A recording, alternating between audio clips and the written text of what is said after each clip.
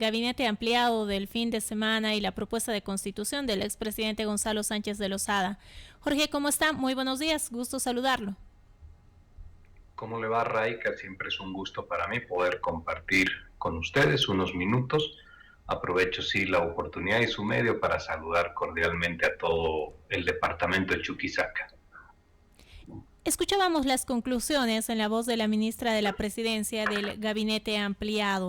¿Cómo se van a ejecutar estas conclusiones, Jorge, entendiendo que todavía persisten estas críticas de la alevista del movimiento al socialismo y de parlamentarios que no participaron de esta reunión? Fundamentalmente lo que se quiere es establecer un mecanismo de coordinación que permita poder realizar un trabajo con mejor acompañamiento entre la Asamblea Legislativa, el Poder Ejecutivo y la diligencia y rapidez que deben tener determinadas leyes en su tratamiento y abordaje.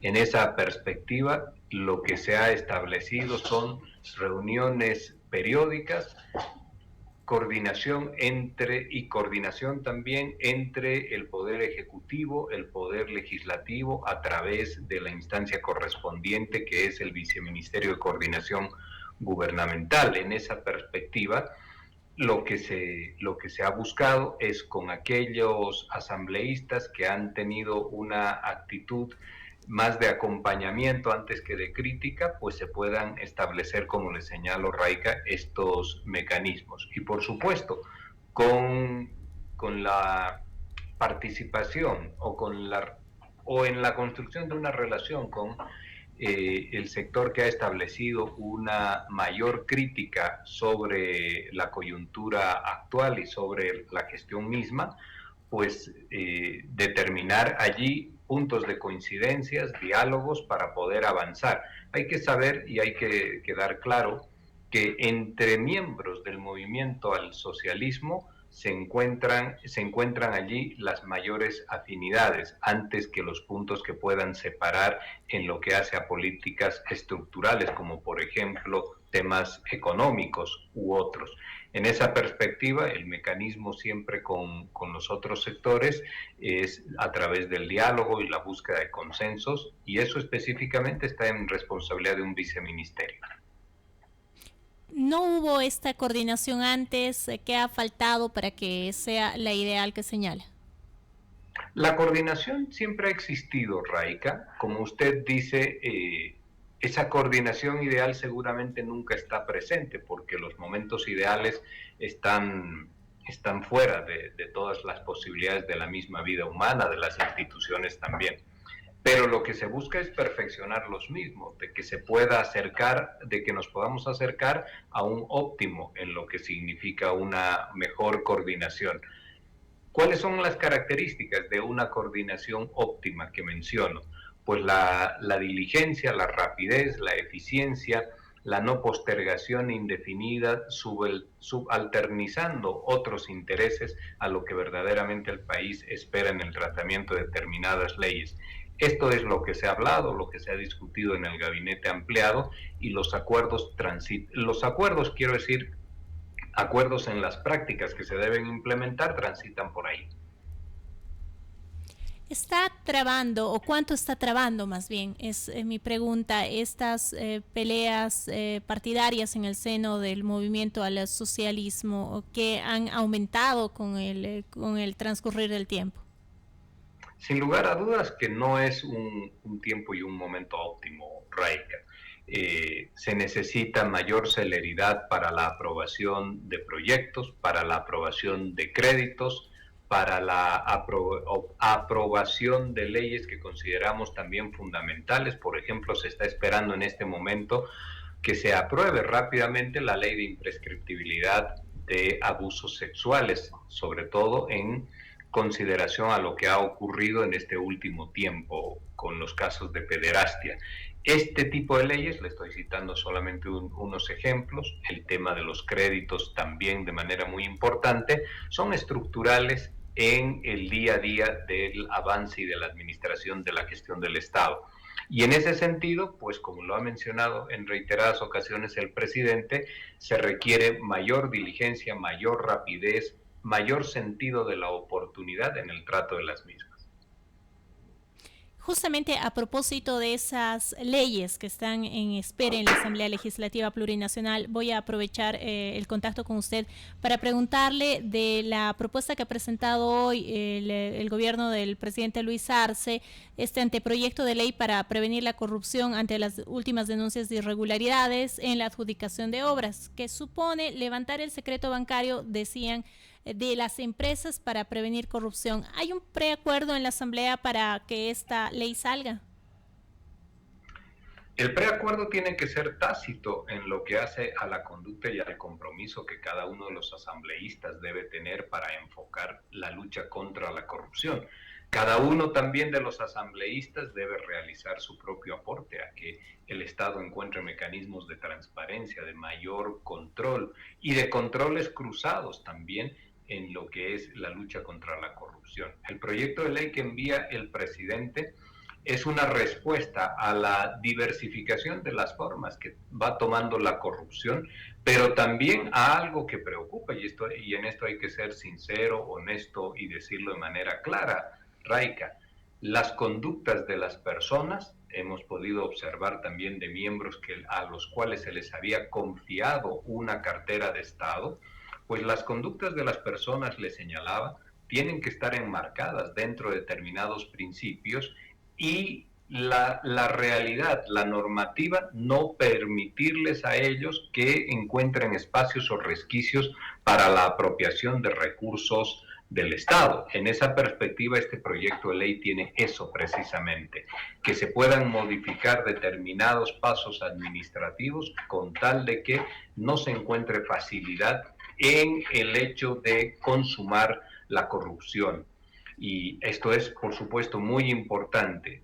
La corrupción, hay que decir, y termino con ello la respuesta, la corrupción, Raica, va encontrando con el paso del tiempo y con la modernización también de tecnologías, de potencialidades de poder económico, etcétera, va encontrando posibilidades de doblar la voluntad de muchas personas que no encuentran en la transparencia, en la firmeza y en el servicio al Estado los valores fundamentales para servir a nuestro país, y se doblegan ante esta situación.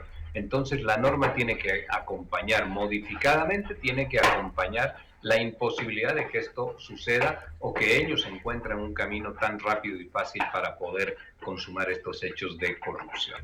Jorge, permítame una pregunta más sobre este tema y paso al otro que nos había ocupado. ¿Por qué, y quizá peco de desconocimiento, porque no conocemos el proyecto en su conjunto, ¿verdad? Pero ¿por qué solamente levantar el secreto bancario de empresas y no se está apuntando a particulares? El proyecto tiene allí varios mecanismos de resguardo que imposibiliten el hecho de generar casos de corrupción. Cuando hablamos de la obra pública, esto significa las licitaciones, etcétera, que es por donde tradicionalmente caminan los recursos desde el espacio privado y el espacio público para corromperse. Pues allí le dejo acá un ejemplo de lo que contempla el proyecto. Una vez que la empresa o la persona jurídica se adjudica un determinado proyecto, tiene que acreditar una cuenta bancaria de cualquier banco del sistema nacional. Y en ese contrato de apertura de cuenta firma también esa persona, el levantamiento del secreto bancario, para que los recursos se canalicen a través de una cuenta que ya va a estar, si usted quiere, vigilada, que ya puede ser observada, para ver hacia dónde caminan después esos recursos. Allí es un levantamiento del secreto bancario de empresas y de personas públicas que trabajan con el Estado. Y la última, quería aprovechar este contacto con el vocero de la presidencia para conocer su lectura sobre esta propuesta que ha hecho de constitución el expresidente Gonzalo Sánchez de Lozada. Pues fíjese ahí, Raica, hay algo que decir. 20 años de silencio no lo transforman al señor Sánchez de Lozada en un hombre inocente. El silencio a lo largo de 2 décadas tampoco lo exculpa de la atrocidad cometida en el octubre negro del año 2003, de octubre del 2003.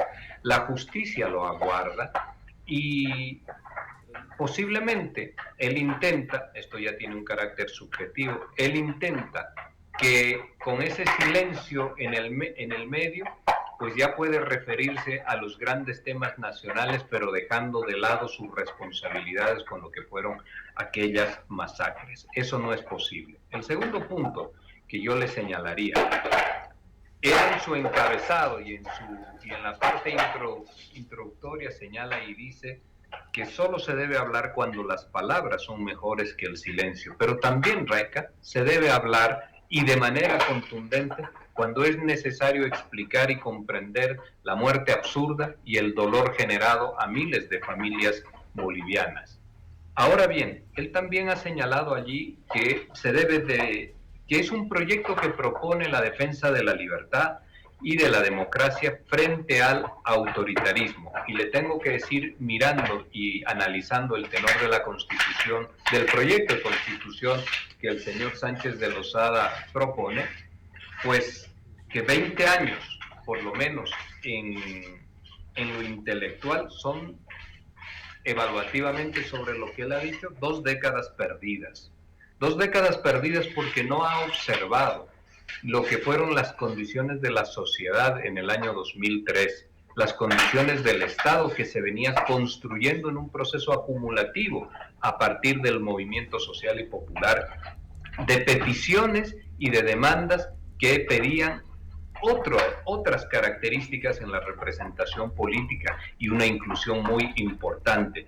En esa perspectiva, la sensación personal que le puedo trasladar es de que ha malgastado el tiempo porque no comprende las estructuras más profundas de organización y las lógicas de movilización que tiene nuestro país. Allí lo que también podríamos decir son 2 cosas finales. Que filosóficamente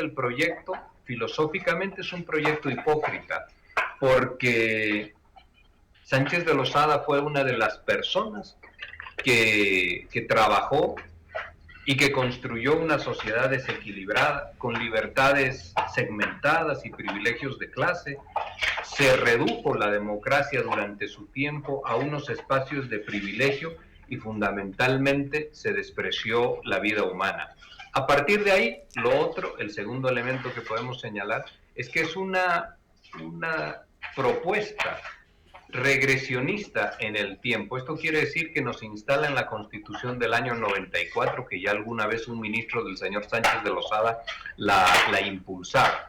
La democracia del año 94 es una democracia liberal, donde lo económico queda en lo particular y en lo privado, donde lo económico prescinde fundamentalmente del Estado y es una constitución que desprecia y deja de lado el Estado plurinacional. Solo estos hechos, como unas consideraciones muy rápidas, Raica, nos muestran de que durante 2 décadas el señor Sánchez de Lozada no reaparece para proponerle a Bolivia un Estado y una forma de organización inclusiva, que es lo fundamental de la construcción del Estado plurinacional, sino que retrógradamente vuelve o intenta volver a una propuesta que son las bases de la Constitución del año 94, salvo la figura del primer ministro, que es lo único novedoso.